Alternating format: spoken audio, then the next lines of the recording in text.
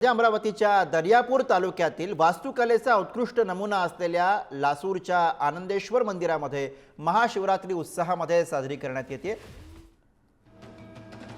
10 kilometre अंतरावरती पूर्णा नदीच्या काठी लासूर एक छोटंसं गाव आहे आणि या ठिकाणी मंदिर आहे। हेमाडपंथी प्राचीन कलेचा अप्रतिम नमुना असलेलं हे शिवमंदिर आहे। 12व्या शतकामध्ये मंदिर बांधलं असल्याचा इतिहासकार सांगतात। प्रतिनिधी छगन जाधव आपल्या सोबत आहेत। छगन, काय सांगाल की कसं आहे हे शिवमंदिर, काय वैशिष्ट्य सांगता येते? अमरावती जिल्ह्यातील दर्यापूर तालुक्यातील वास्तुकलेचा नमुना असलेलं आनंदेश्वर मंदिर आहे आणि आज महाशिवरात्रीला या मंदिरामध्ये भाविकांची जी आहे प्रचंड गर्दी होताना दिसत आहेत।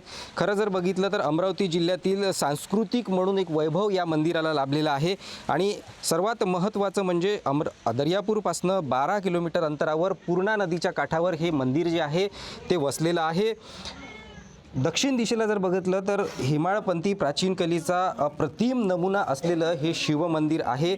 मंदिराच्या गाभाऱ्यात या ठिकाणी शिवलिंगाची स्थापना करण्यात आलेली आहे।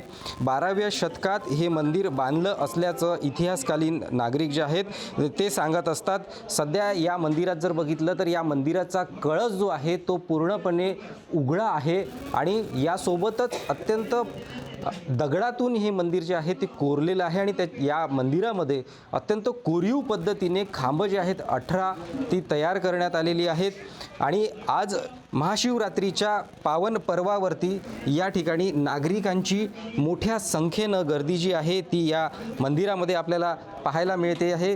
अत्यंत चांगल्या पद्धतीची सजावट या मंदिरामध्ये करण्यात आलेली आहे। एक उत्कृष्ट रांगोळी जी आहे, हर हर महादेव नावाची जी रांगोळी आहे ती या ठिकाणी करण्यात आलेली आहे। यासोबतच जर बघितलं तर सकाळपासून भाविकांची रीद या मंदिरामध्ये लागलेली आहे।